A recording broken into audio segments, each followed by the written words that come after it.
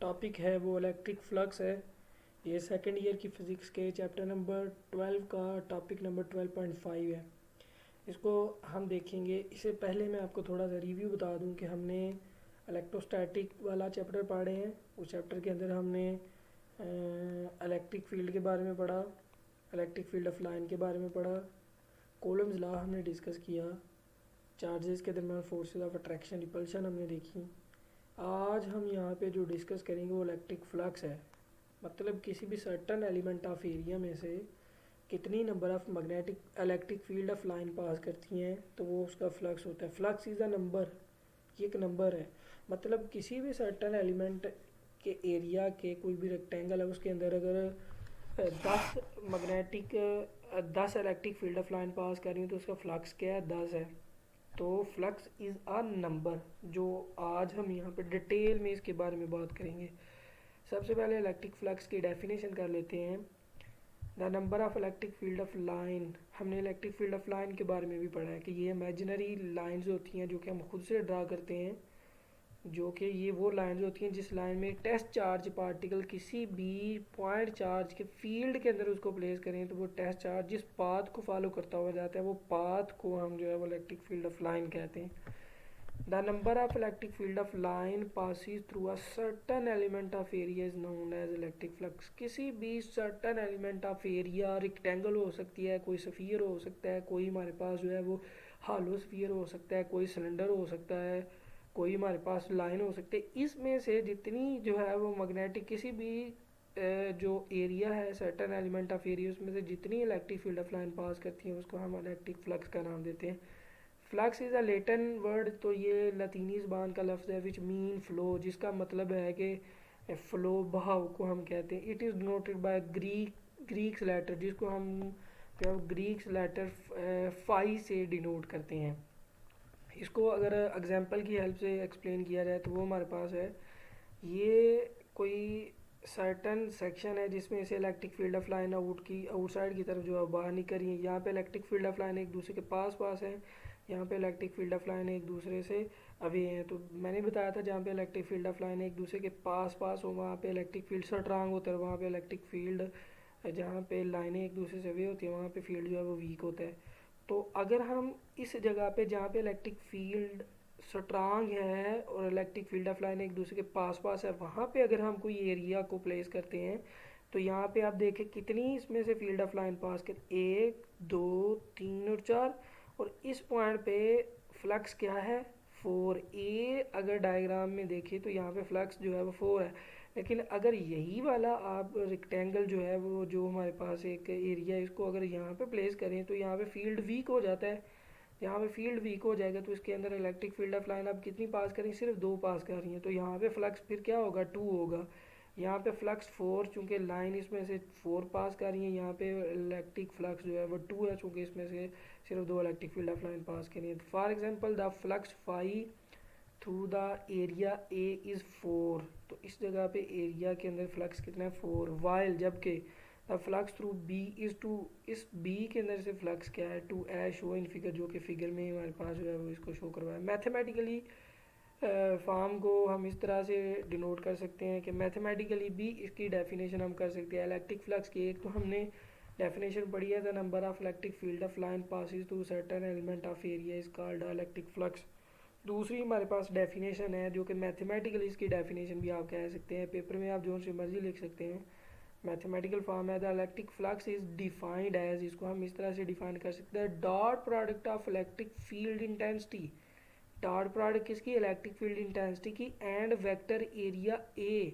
हम जो electric flux है उसको इस तरह से डिफाइन कर सकते हैं कि अगर हम इलेक्ट्रिक फील्ड इंटेंसिटी की जो ई है इसकी डॉट प्रोडक्ट हम ए के साथ ले लेते हैं तो इसको हम क्या बोलते हैं, इलेक्ट्रिक फ्लक्स का नाम देते हैं, जो कि मैथमेटिकली हम इस तरह से लिखेंगे ई डॉट ए। तो ये इक्वल किसके है, 5 बेसिकली जो है वो इलेक्ट्रिक फ्लक्स को हम कहते हैं। तो ये हमारे पास उसकी मैथमेटिकल फॉर्म है। ये हमने जो है वो इलेक्ट्रिक फ्लक्स के बारे में उसका फार्मूला भी पढ़ लिया। नेक्स्ट हम इसके स्पेशल केसेस करने जा रहे हैं कि हमारे पास जो इसके स्पेशल केसेस हैं वो इलेक्ट्रिक फील्ड जो है और डिपेंड करता है इलेक्ट्रिक फील्ड के ऊपर और एरिया के ऊपर। हमने इलेक्ट्रिक फील्ड के अंदर एरिया को किस तरह से प्लेस किया हुआ है, तो फ्लक्स जो है वो इन चीज़ों के ऊपर डिपेंड करता है। एक इलेक्ट्रिक फील्ड की इंटेंसिटी के ऊपर, दूसरा एरिया के ऊपर, थर्ड वन जो है इन दोनों के दरमियान जो है वो एंगल क्या आता है उसके ऊपर फ्लक्स डिपेंड करता है। तो इसको लेते हुए हम यहाँ पे इसके थ्री जो है वो स्पेशल केस डिस्कस कर रहे हैं। फर्स्ट वन केस को हम कहते हैं मैक्सिमम फ्लक्स। अब हम देख लेते हैं कि किसी भी रेक्टेंगल के अंदर से फ्लक्स जो है वो मैक्सिमम कब होता है। हमारे पास ये एक रेक्टेंगुलर प्लेट है जिसको हमने इलेक्ट्रिक फील्ड के अंदर प्लेस किया हुआ। इलेक्ट्रिक फील्ड लेफ्ट साइड से राइट साइड पे जा रहा है, तो इसकी पाथ के अंदर हमने इसकी जो इन साइड हम जो रेक्टेंगल को प्लेस कर रहे हैं बिल्कुल परपेंडिकुलर प्लेस कर रहे हैं और इसके अंदर से maximum number of electric field of line pass कर रही हैं, तो उस वक्त हम जो है वो कहेंगे इलेक्ट्रिक फ्लक्स जो है वो इसका मैक्सिमम होगा। अगर हम यहाँ पे देखें तो electric field of line left से राइट वर्ड, तो इसकी डायरेक्शन ये है, जबकि यहाँ पे जो एरिया है, एरिया की हम डायरेक्शन किस तरह से ले सकते हैं, जो हमारे पास रेक्टेंगल होती है उस रेक्टेंगल के बिल्कुल पैरेलल जो है वो उसके एरिया की डायरेक्शन होती है। तो ये हमारे पास इस तरह से प्लेस किया और इसकी डायरेक्शन इसके बिल्कुल परपेंडिकुलर है। तो यहाँ पे ये इलेक्ट्रिक फील्ड सॉरी ये जो एरिया है और ये इलेक्ट्रिक फील्ड दोनों अब इस केस में क्या है, पैरेलल है। ये एक बात जो है वो आप गौर से सुन लें, बाज़ दफ़ा बच्चों को कन्फ्यूजन हो जाती है परपेंडिकुलर और रेक्टेंगुलर और पैरेलल की। हम जब भी मैक्सिमम फ्लक्स लेना चाहते हैं उस वक्त इलेक्ट्रिक फील्ड के अंदर जो रेक्टेंगल को प्लेस करेंगे बिल्कुल इसके रेक्टेंगल इसके बिल्कुल जो है वो परपेंडिकुलर प्लेस करेंगे, इस रेक्टेंगल को इस मैग्नेटिक फील्ड के परपेंडिकुलर प्लेस करेंगे। अब हमने एंगल देखना है इलेक्ट्रिक फील्ड का और एरिया का। एरिया की डायरेक्शन जो है वो बिल्कुल इस रेक्टेंगल के परपेंडिकुलर होती है, तो एरिया यहाँ पे ये है और इलेक्ट्रिक फील्ड भी ये है, दोनों एक दूसरे के साथ पैरेलल एंगल, फिर क्या होगा, ज़ीरो होगा। When area is held perpendicular to the electric intensity, जब हम इलेक्ट्रिक फील्ड के बिल्कुल परपेंडिकुलर इस एरिया को हाइल करते हैं रखते हैं, then the electric flux is maximum, उस वक्त इलेक्ट्रिक फ्लक्स मैक्सिमम होगा चूँकि इसमें से maximum number of electric field of line pass करेंगे। In this case the angle between E and A will be zero, दोनों पैरेलल होने की वजह से दोनों के दरमियान एंगल क्या होगा, zero, theta will be equal to zero. अगर हम इसका मैथमेटिकली देखें तो इसका फार्मूला ये है, इसकी डॉट प्रोडक्ट को ओपन करें तो हमारे पास ये काज ऑफ थीटा आ जाता है। नेक्स्ट अब जब दोनों का मैक्सिमम फ्लक्स यहाँ दोनों एक दूसरे के साथ पैरेलल हैं उस वक्त एंगल थीटा की जगह पे ज़ीरो लगा दें, का 0 1 होता है, तो phi is equal to E A, which one is the maximum flux. तो ये हमारे पास जो है मैक्सिमम फ्लक्स आ जाता है। नेक्स्ट हम केस 2 करने जा रहे हैं। केस 2 में मिनिमम फ्लक्स कब होता है, ये हमारे पास आप देखें तो electric field of line left से राइट वर्ड जा रही है जिसकी डायरेक्शन ये शो की हुई है। अब हमने यहाँ पे जो रेक्टेंगल को प्लेस किया है वैसे इलेक्ट्रिक फील्ड ऑफ लाइन के बिल्कुल कैसे प्लेस किया हुआ, पैरेलल। पिछले केस में हमने परपेंडिकुलर प्लेस किया, एंगल क्या है, ज़ीरो। इस केस में हमने इसको पैरेलल रखा, तो अब इस केस में इलेक्ट्रिक फील्ड इस लाइन में है जबकि ये ऊपर की तरफ है, दोनों के दरमियान एंगल कितना हो जाएगा, 90। तो ये बात आपने कन्फ्यूजन आपको हो जाएगी कि जब हम परपेंडिकुलर रखते हैं तब एंगल ज़ीरो आता है और जब हम पैरेलल रखते हैं तब एंगल कितना आता है, 90 आता है। तो ये आपने जो है वो थोड़ा सा इसके बारे में देख लेना है। When area is held parallel to the electric field than the electric flux is minimum, तो उस वक्त इलेक्ट्रिक फ्लक्स मिनिमम होगा। In this case angle theta is equal to 90। अब हम देख लेते हैं इसका मिनिमम किस तरह से है। जब हम इलेक्ट्रिक फ्लक्स का फार्मूला लिख रहे हैं, इसकी डॉट प्रोडक्ट को ओपन कर रहे हैं, काज थीटा की जगह पे 90 लगा रहे हैं, काज 90 चूँकि हमें पता है ज़ीरो की इक्वल है तो ये ई ए के साथ मल्टीप्लाई होकर भी ज़ीरो हो जाएगा, तो flux will be equal to zero. ये मिनिमम फ्लक्स है, इसमें से minimum number of electric field of line pass कर रही है चूँकि ये इसके क्या पड़ा हुआ है, पैरेलल पड़ा हुआ है। This one is a minimum electric flux. Next हमारे पास जो एक केस है, इसका थर्ड केस है जिसको जनरल केस भी कहते हैं।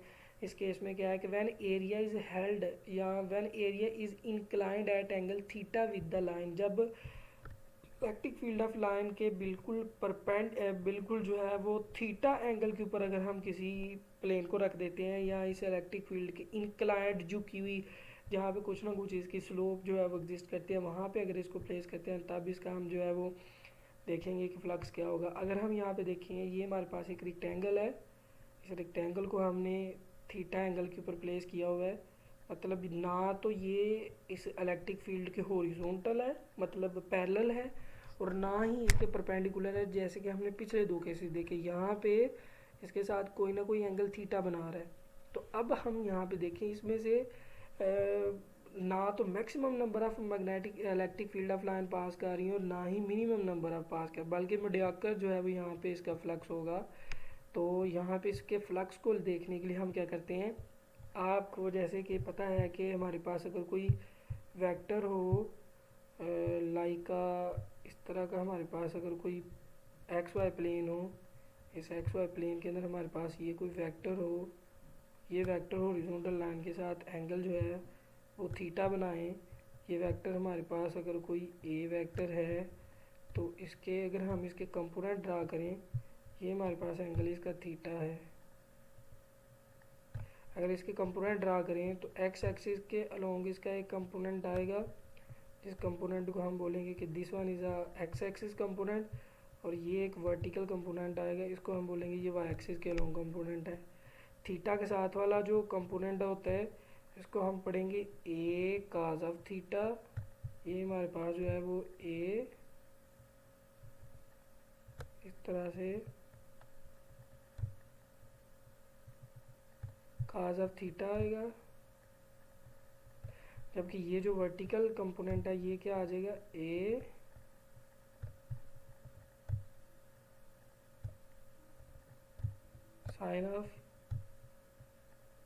Sign of theta. हमें पता चला कि ये जो वेक्टर है इसको अगर हम इसके रेक्टेंगुलर कंपोनेंट में ड्रा करते हैं तो जो थीटा के साथ वाला कंपोनेंट आता है, थीटा के साथ वाला वो काज आता है और थीटा के सामने वाला क्या आता है, साइन आता है। अब हम यहाँ पे देख लें कि ये जो वेक्टर है इस हॉरिजॉन्टल लाइन के साथ एंगल थीटा बना रहा है। अगर यहाँ पे एंगल थीटा है तो यहाँ पे भी एंगल क्या होगा, थीटा होगा। इसको अगर हम कंपोनेंट में ड्रा कर, इसका जो एक कंपोनेंट है थीटा के साथ वाला, आप यहाँ पे देख सकते हैं जो थीटा के साथ वाला कंपोनेंट है ये क्या है, ए काज ऑफ थीटा। एक कंपोनेंट कुछ इस तरह से यहाँ पे बनेगा, एक कंपोनेंट इसका इस तरह से यहाँ पे बनेगा, दो कंपोनेंट बनेंगे।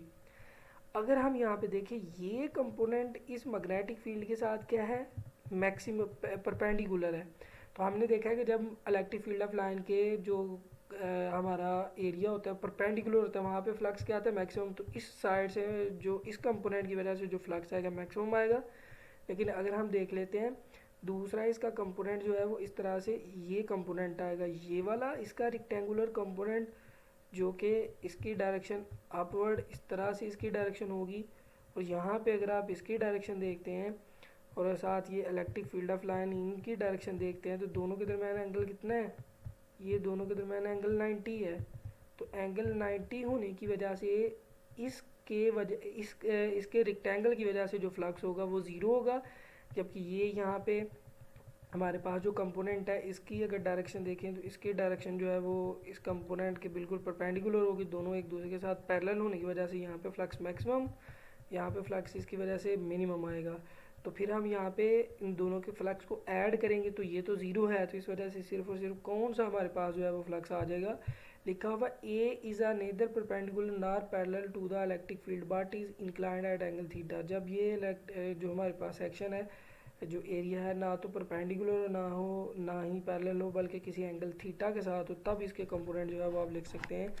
तो फाई इज़ इक्वल टू ये हमारे पास आ जाता है, फाई इज़ इक्वल टू ये ई ए काज ऑफ थीटा। हम यहाँ पे अगर देखें तो इसका इलेक्ट्रिक फील्ड हमारे पास ई है, जबकि यहाँ पे एरिया क्या लिया हुआ है, इसका area A cause of theta लिया हुआ है। तो ये हमारे पास जो है वो क्या आ जाता है, फ्लक्स इसका आ जाता है। उस वक्त जब कोई हमारे पास जो एरिया और जो इलेक्ट्रिक फील्ड है दोनों के दरमियान एंगल कितना आ रहा हो, थीटा आ रहा, तो उस वक्त फ्लक्स का फार्मूला जो है वो ई ए काज ऑफ थीटा आ जाता है।